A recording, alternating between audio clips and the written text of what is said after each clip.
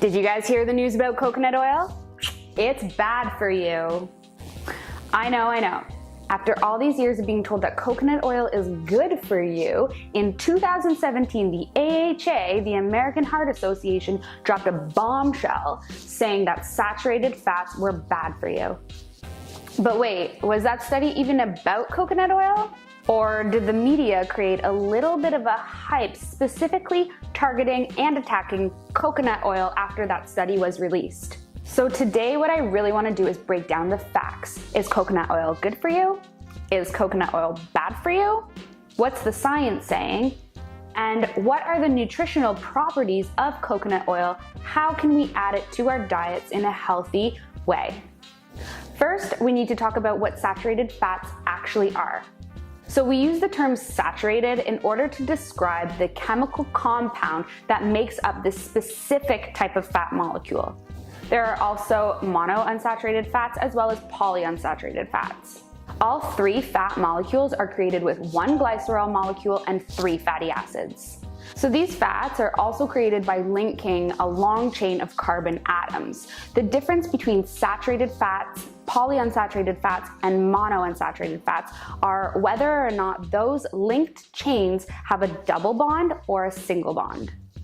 So saturated fats are created with no double bonds, monounsaturated fats are created with one double bond, and polyunsaturated fats are created with one or more double bonds. So this isn't really a science lesson, but understanding how fats are bonded and understanding how fats work on a biological level is really important to understanding whether or not a saturated fat is good or bad for the body. So the real kicker about food and saturated fat is that foods that are high in saturated fat like coconut oil or butter or ghee or palm oil don't have just saturated fat in their chemical makeup. They have a lot of different types of fats. The difference is that there are foods that are higher in saturated fat than other foods. You can easily tell what food has a higher saturated fat content because the oils that it contains will solidify at room temperature. But coconut oil, butter, lard, palm oil, all these types of food have different molecular structures and different chemical structures and all create a different nutritional profile, and your body reacts differently to all of these different foods. So saying that something like coconut oil is bad for you isn't a clear-cut topic because that study that was put out in 2017 was about saturated fats. It wasn't about coconut oil. So let's go back to that study for just 1 minute. Last year, the study that the AHA put out was completely blown out of proportion. The media got all hyped up and took it as a way to talk about coconut oil being bad for you when really that's not what the study was about. What really went down in this study?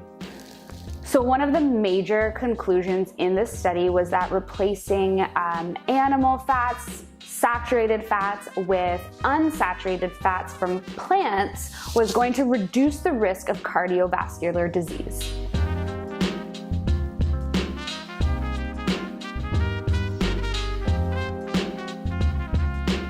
So first thing that was wrong with the study when you're connecting it to coconut oil is that not anywhere in the conclusion did it mention replacing coconut oil with unsaturated fats was going to reduce the risk of cardiovascular disease.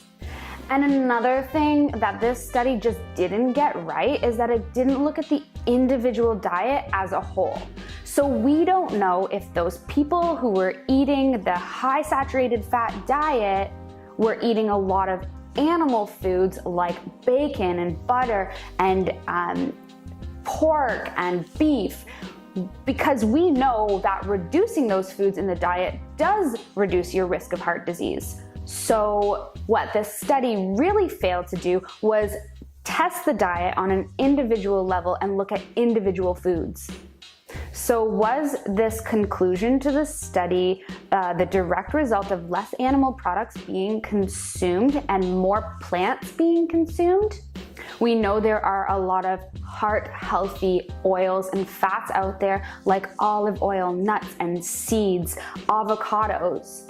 Or was this study direct cause and effect? You lower the saturated fats in your diet and your heart health is better. The truth is that saturated fat and heart health is not a clear-cut issue. For example, saturated fats can raise both the bad cholesterol in your body and the good cholesterol in your body. It also depends on the type of fat. Like I said earlier, butter has a different molecular structure than coconut oil does, and they're both going to be doing different things for your body. Another thing is that no food on its own contains just saturated fat. They all have a different mixture of fatty acids. Some of these fatty acids are anti-inflammatory and some of them are pro-inflammatory. There's absolutely no clear link that has been discovered between saturated fat causing heart disease.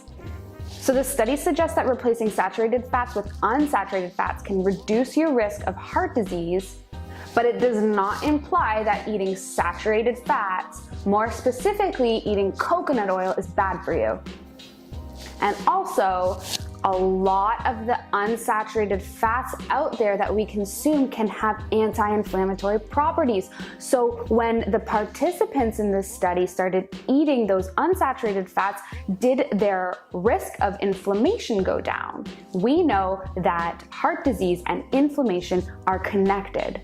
So when it comes down to the study, when it comes down to talking about whether or not coconut oil is bad for you, we really have to look at the food on an individual level as a whole in the diet. How are we applying that food to our diet? Okay, now we've discussed that study, coconut oil, saturated fats. I want to talk about the health benefits and the nutritional makeup of coconut oil. So you may already be able to tell this, but fats are a really complicated thing. Some fats are good for you, others are not so good for you. Some are anti-inflammatory and some are pro-inflammatory. Today, what I really want to do is debunk the myth about coconut oil being bad for you and dive into some science-backed facts about coconut oil.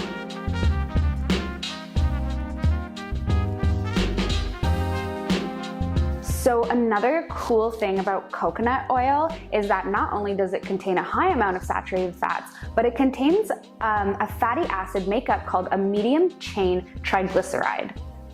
So the MCTs are a type of fatty acid that's really easy to digest and it goes straight to your liver to be burned as fuel.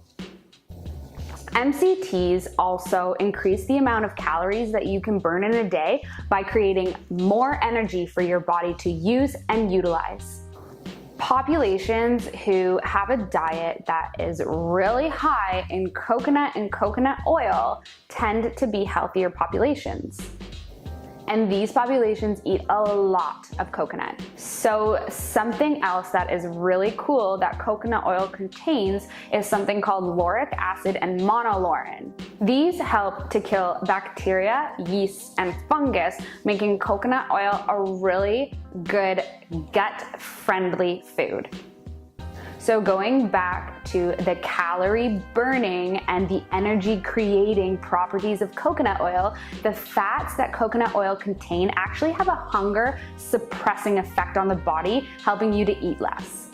Now, when we think about burning more calories, creating more energy for the body, and eating less, isn't that heart healthy?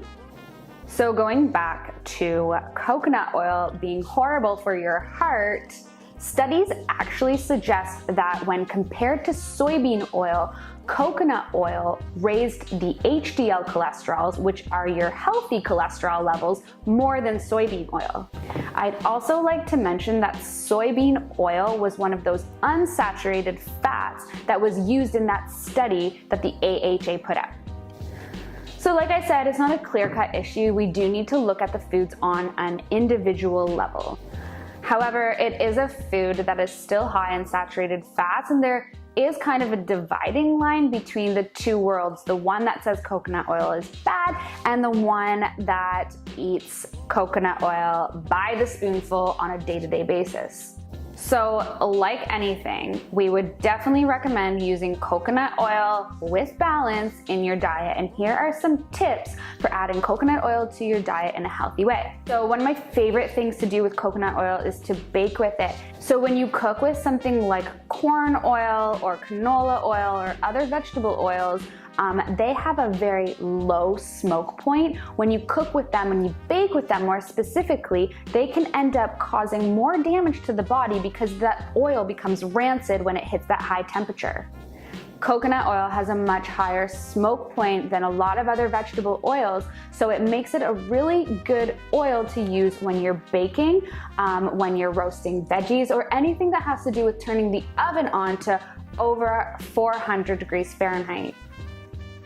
So the last thing about coconut oil is don't use it as a be-all and end-all. Just as we would say that there needs to be balance with every single food that you eat out there. You can even have too much spinach. Use coconut oil sparingly. Use it like you would use butter, or you would use any other fat. We know that having too much fat in the diet isn't necessarily a good thing. Having too many carbs in the diet isn't necessarily a good thing, and having too much protein in the diet isn't necessarily a good thing. We do need to balance our macros. Fat doesn't need to be used in excess quantities unless you are on a healing plan like the keto diet. Just use it with balance. Use it to cook with, use it to bake with.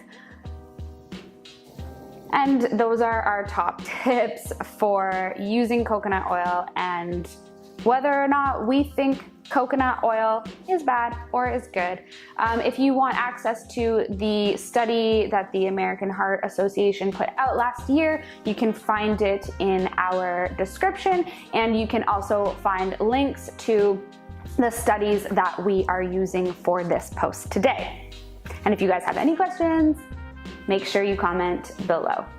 Hope everybody has a great day.